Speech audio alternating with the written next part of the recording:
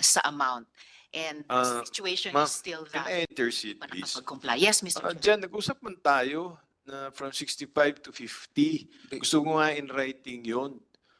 Sabi mo nga 50. Tapos gusto mo, sabi mo hindi mo kaya hanggang bumaba ka pa nga ng 30. We mentioned the amount. Please, wag ka naman magsinungaling. No, sir. Tinutulungan na nga kita.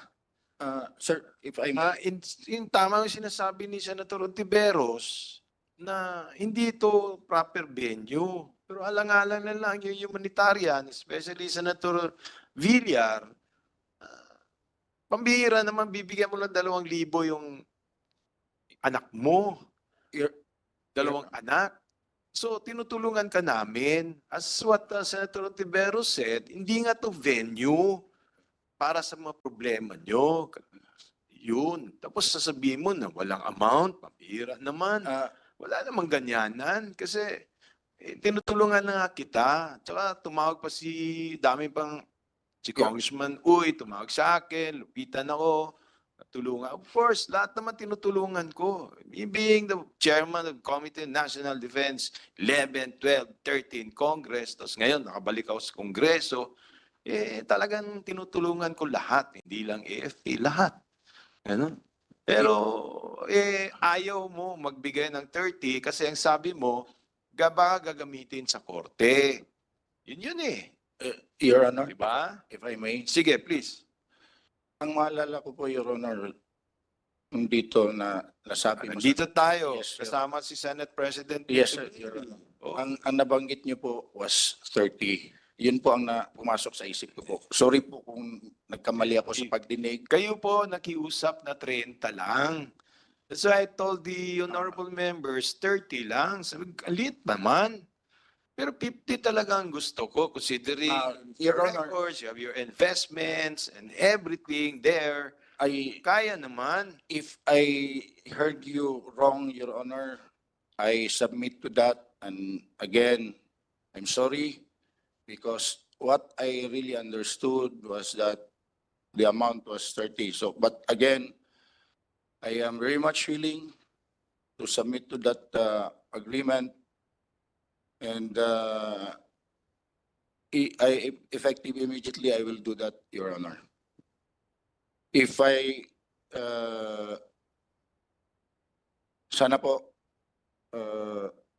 the Honorable Committee would consider my appeal. It's just perhaps there was a miscommunication or misunderstanding on my part because at that time, Your Honor, medyo kung maintindihan lang po, bothered din po ako. But again, I did not intend to commit any yung pagsisinungaling. Wala po akong intention na lukuhin ang itong Honorable Committee. Kung kinakailangan po or dahil nga po sabi 50% of my base pay, I am willing to submit to that, Your Honor. Senator Ontiveros. Salamat kayo, Mr. Chair.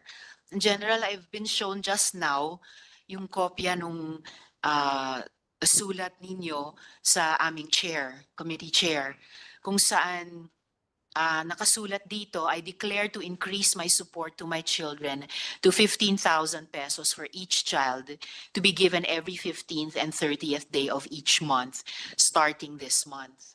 So yun yung magtototal ng sinasabi nyong akala ninyong 30,000 pesos a month. Nakasulat din po dito na I am taking on this duty to support my children to the best of my ability within my means, as my monthly take-home pay is only 75,542 pesos and 78 centavos. Clarification lang po, sir, dahil naalala ko po nung executive session natin, nung tinanong po namin sa inyo magkano ang base pay nyo lamang, I recall that you said 130,000 pesos a month. That was the gross pay of because I have not seen my payslip yet as a Brigadier General, Your Honor. It was only when I was required to submit a letter that I saw my the amount that I am receiving, but I mentioned last time that it's an equivalent to a salary grade 27. The amount stipulated therein, I did not mention, if I remember right, I mentioned 132, but I know pang colonel yun, dun ko lang na-realize na pang colonel, but it is a gross pay, Your Honor. Ang ano ko lang sana yung hindi ko kabisa, hindi ko sure yung exact amount ng base pay ng isang brigadier general, but for a colonel po, it's a 90 base pay, and the increment is something like 15, so I assume it's 105 for the base pay. Yung ano po, yung sa base pay lang po, hindi natin pag-usapan yung allowances because pag i-total po yan, then minus the deductions po, loan, taxes, perhaps mag-take home ng something like 120 to 125. I'm not sure, Your Honor. So, ibig sabihin po, sir, Mr. Chair, kailangan nyo i-inform ang komite pa kung magkano yung base pay nyo dahil doon po i-compute yung kalahati I na have, inyong ibibigay sa inyong estranged wife at mga anak ninyo. Your Honor, if I may,